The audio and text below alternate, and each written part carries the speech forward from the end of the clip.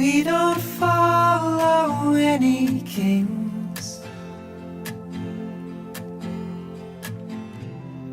We can ride and we can sing.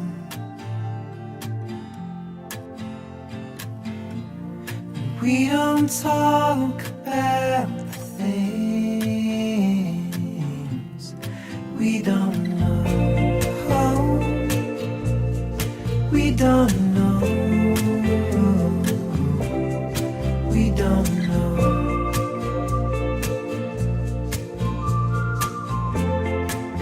La plupart des voyageurs qui choisissent la France comme destination choisissent la France en été. Bien sûr, c'est pour la température. Il fait très, très beau en France l'été. Et pour ceux qui n'ont pas la chance d'y aller, mais on peut visiter d'une autre façon cette France. Cette France du mois de juillet, cette France magnifique. Et on peut visiter cette France-là à la télévision, en écoutant justement le Tour de France. Cette grande compétition incroyable. Et au Tour de France, ce qui est vraiment le fun, le côté athlétique, oui, mais tu as le côté aussi visite. On voit des images aériennes du pays et on suit les cyclistes à travers la compétition. Il y a un côté touristique, justement, du Tour de France qui est vraiment le fun. Et du point de vue télévisuel, c'est un peu comme une vacance. On voit plein de paysages. On voit plein de villages. Et le Tour nous fait découvrir des places tout à fait extraordinaires. Et les étapes spectaculaires du Tour de France, c'est des étapes de montagne qui sont vraiment impressionnantes. On se demande comment ils font pour grimper toutes ces montagnes-là. Et le meilleur coureur de montagne, bien, on lui donne un maillot spécial. On lui donne un maillot à pois. Donc, un gilet blanc avec des pois rouges. Et lui, c'est le meilleur grimpeur. Et puis, ça m'impressionne beaucoup, les grimpeurs au Tour de France. Ce gilet blanc-là, justement, au point rouge, mais c'est en l'honneur d'un cycliste. C'est un gars qui s'était fait prisonnier. Le gars, il a été blessé, il a été prisonnier pendant la Deuxième Guerre mondiale. Et par la suite, il a continué sa carrière comme cycliste. Et il a fait du vélo jusqu'à 48 ans. Un dénommé Lemoine, qui avait comme surnom Petit Pois. C'était son surnom. C'est un gars qui n'était pas très grand. Et ses amis le surnommaient Petit Pois. Et c'est pour ça que le gilet à pois rouge est donné au grimpeur, parce que lui, c'était un fameux grimpeur. Et quand on parle des étapes du Tour de France de montagne, c'est sûr qu'on parle des Alpes. Les Alpes qui donnent des défis incroyables. Mais on parle aussi du Mont Ventoux. On entend souvent parler du Mont Ventoux. 1912 mètres. Presque 2 fois et demi le Mont Sainte-Anne. Le Mont Ventoux, c'est une montagne, c'est une merveilleuse montagne. Mais le Mont Ventoux aussi, c'est du vin. C'est une région. C'est une appellation, l'appellation Ventoux, qui représente 76% du vin en rouge, 20% en rosé et 4% seulement en blanc. Mais on est où là en France? Mais le Mont Ventoux, c'est dans le Rhône. Hein? On peut dire qu'il y a 2 Rhônes. Il y a le Rhône septentrional, qui est celui du nord, et le Rhône méridional, qui est du sud. On peut diviser la région du Rhône en 2. Au nord, bien sûr, il y a les Côtes-Rôties, les Hermitages. Au sud, les Châteauneuf-du-Pape, les Costières de Nîmes. Et au sud, il y a le Ventoux, dominé justement. cette région-là, on voit cette grande montagne-là, toujours, cette belle grande montagne-là, qui fait un peu comme la frontière entre le Rhône et la Provence. Donc, un peu la Provence des Alpes, Côte d'Azur. C'est un peu comme une frontière, le Mont Ventoux. On est au carrefour, le Mont Ventoux est au carrefour du monde de la Méditerranée et du monde alpin. On parle de 51 communes, des villages. Il y a un village tout à fait magnifique. Il faut voir les images. Le village de Sault, S-A-U-L-T. Sault, si on voit les photos, c'est des photos de cartes postales. Quelle région fantastique. Sault, imaginez, c'est un village qui est entouré complètement de champs de lavande. Et quand on voit des images aériennes, on voit un village au centre et des grands champs mauves partout autour. C'est vraiment la belle campagne française. C'est très, très, très beau. Donc, l'appellation Ventoux, qui est tout jeune, cette appellation-là, qui est reconnue depuis 1973 et qui fait mais quand même, reconnue depuis 1973, mais il se fait du vin là depuis l'époque romaine, depuis très longtemps. Et une famille, à un moment donné, est venue poser ses bases dans l'appellation.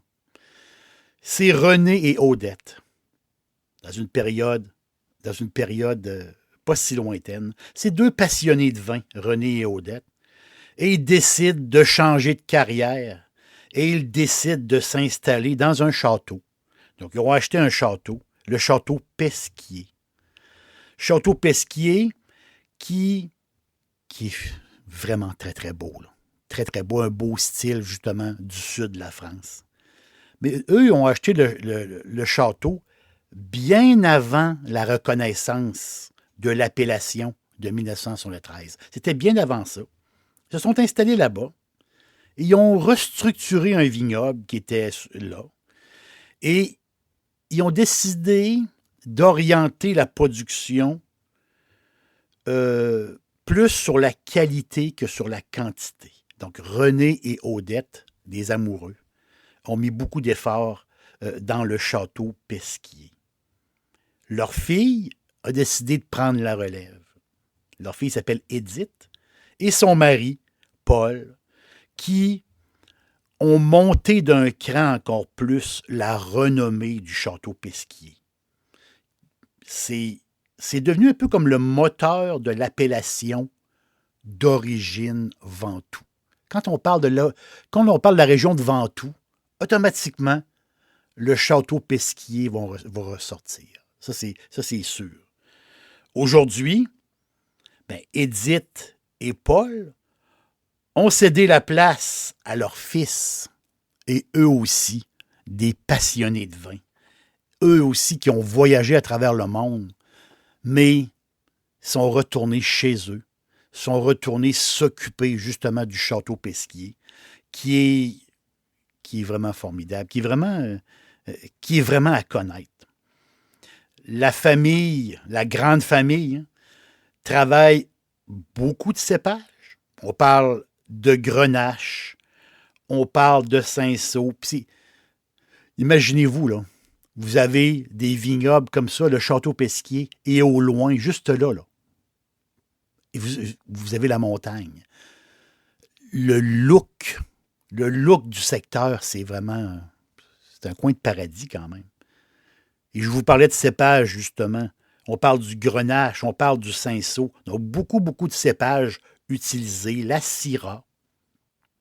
Et on y voit aussi, chez Pesquier, on y voit aussi du raisin un peu plus rare, comme le Grenache blanc, qui est planté principalement dans le sud de la France. Au Grenache blanc, c'est comme des grosses grappes juteuses, là, avec un taux d'acidité assez bas. Le Grenache blanc, il est reconnu un peu plus sur la poire, justement, sur un peu il y a un petit zeste aussi, un peu citron-lime. Il y a un cépage aussi c'est un cépage qui m'était inconnu il n'y a pas si longtemps, la Clairette. Très beau nom de cépage quand même. La Clairette, qui est utilisée beaucoup pour faire des vins mousseux du sud de la France. Donc la Clairette qui donne des vins légèrement acidulés avec une pointe d'amertume. Très particulier la Clairette. Et c'est la force, justement, des fils, Alexandre et Frédéric, et leurs parents. C'est leur force, c'est les montages, justement. Ils vont chercher comme l'élégance de chacun des cépages et ils vont réussir des montages vraiment, vraiment le fun. Pesquier, Château Pesquier profite de la force du vin d'altitude. Je m'explique. On est dans le sud du Rhône. Donc, des étés très, très torrides. Mais autour de la montagne, ben, les vignobles sont plus en altitude. Donc, ils ont plus une fraîche. Et ils profitent justement de cette fraîche-là autour de la montagne qui va aider réellement à faire des très, très bons vins. La maison offre des bouteilles haut de gamme. Ils appellent les parcellaires, hein, des bouteilles haut de gamme, des vins de garde. Donc, il y a des noms reconnus comme Artemia, Asensio, Silica. Donc, ça, c'est leurs vins de garde, des grands vins, des grands noms. Ils ont une gamme aussi qui s'appelle Quintessence. Je trouve ça très beau, le nom. Le Quintessence, ils vont même offrir un vin rosé de garde, imaginez. Tu as la gamme Terrasse. La gamme Terrasse, c'est des assemblages, justement, sur différents sols du domaine. Ils vont faire des assemblages vraiment le fun. La gamme Terrasse. Et tu as l'édition 1912. 1912 pour la hauteur. La hauteur, c'est 1912 mètres, la montagne. Et ils ont fait, justement, des vins d'altitude. Ils ont fait des vins, c'est toute la partie du vignoble plus en altitude, qui donne des vins très, très frais. Il y a une fraîcheur dans ces vins-là qui est vraiment, vraiment le fun. Moi, j'ai adoré l'édition 1912 de Pesquier blanc. C'est un mix de 4 cépages. La fameuse Clairette, le Grenache blanc, la Roussanne et le Viognier. Sur la bouteille, si on lit sur la bouteille, on parle de poires, d'abricots, d'agrumes. Mais moi, j'ai ma définition du 1912 Pesquier blanc. Moi, j'y vois les cerises de terre. J'y vois de la lime aussi. Au nez, c'est un vin qui est floral. Hein? Vraiment au nez qui est floral. Mais moi, j'aime beaucoup les cerises de terre, justement. C'est des petits fruits. Vous savez, ces petits fruits on dirait qu'ils sont emballés. On dirait que c'est des petits bonbons emballés naturellement. Mais ces cerises de terre-là, le goût des cerises de terre, je l'ai détecté dans l'édition 1912 Pesquier blanc. Il y a quelque chose de cerise de terre dans ce vin-là qui est vraiment bon. Je vous conseille, je trouve que c'est un bon blanc du Ventoux. Surtout que cette région-là, comme je vous ai dit, il y a très peu, c'est 4% du Ventoux, de l'appellation Ventoux qui est en blanc. Donc, ce blanc-là, je pense que c'est vraiment, vraiment une belle surprise. Si on parle de la montagne, parce qu'elle est là, la montagne, hein? Pesquier est juste là, tout près. Mais cette montagne-là, on la voit tout le temps. Une montagne, c'est un site remarquable. C'est un site classé réserve de la biosphère de l'UNESCO. regarde, toute la nature a été conservée. Tu sais, on peut y rencontrer des cerfs, des chamois. Vous savez, les chèvres de montagne, là. On y rencontre des sangliers. Donc, cette montagne-là, qui a été préservée, avec le temps. Donc, ça attire beaucoup ça attire beaucoup les voyageurs parce qu'il y a beaucoup de fans de vélo, justement. Si on fait l'ascension en voiture, ben ça va nous prendre 35 minutes.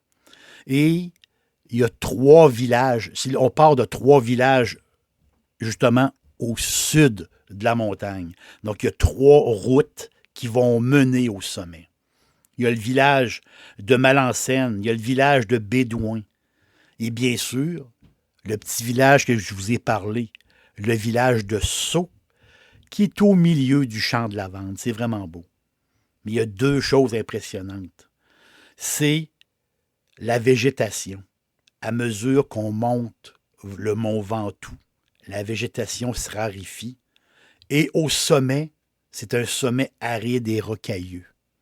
Quand on monte, la végétation se raréfie. C'est vraiment, vraiment spécial. Et l'autre chose qui est impressionnant, mais c'est de croiser justement les cyclistes. Parce que la montagne, pour eux, pour les cyclistes du monde entier, la montagne veut dire quelque chose. Oui, c'est une étape. Oui, c'est une étape du Tour de France. Mais c'est un défi pour les cyclistes. Les cyclistes de partout dans le monde, les maniaques de vélo, veulent, à un moment donné, faire le Mont Ventoux. Il y a même un club, il y a même une confrérie, j'ai trouvé ça drôle, une confrérie qui s'appelle les Cinglés de Ventoux. On parle de plus de 10 000 membres qui font des compétitions, justement, pour grimper cette montagne-là. Même, ils font des compétitions de monter la montagne 3 fois dans la même journée. Ça prend vraiment des mollets, puis ça prend vraiment un cœur très, très en forme. Donc, pour faire cette montagne-là, c'est 21 km de montée. Hein. On parle, pour un cycliste de haut niveau, on parle de 2 heures, ou à peu près 2 heures. Un cycliste de très, très bon niveau. Pour les cyclistes intermédiaires, on recommande une pause au 14e kilomètre. Il faut faire une pause. Et parce que plusieurs finissent la montée en marchant, parce que c'est tout un défi. C'est tout un défi de vélo. Quand même, c'est un 21 km qui monte pas mal d'en face. Vraiment. Et j'ai lu un article un peu rigolo que les gens, il y a des gens qui vont se donner une chance. Hein. Ils veulent faire le Ventoux, mais ils vont se louer des vélos électriques, donc des bons vélos électriques, justement, dans les villages autour. Mais même le vélo électrique manque d'énergie pour arriver jusqu'au sommet. Donc, plusieurs, justement, finissent la montée à côté de leur vélo. De Carpentras jusqu'à Dubignan, de Cazeneuve jusqu'à Mazan. Le Ventoux est une région magnifique. Le Ventoux est serré entre le Rhône et la Provence. Dominé par cette grande montagne-là, superbe, aimée par les cyclistes. C'est un lieu magique et je crois vraiment que c'est une appellation à connaître. Recherchez les vins du Ventoux, recherchez les rouges du Ventoux, les rosés du Ventoux et recherchez les bons blancs, sont plus rares, mais les bons blancs du Ventoux, comme ce très, très beau pesquier blanc que vous allez adorer. L'aubergiste vous dit à la prochaine. Et moi, je pense que si un jour je fais le Ventoux, ben, je vais le faire en voiture. Mais par la suite, je vais profiter des vignobles tout au bas. C'est une région tout à fait magnifique. L'aubergiste vous dit merci, puis on se reparle très bientôt. We don't know. We don't know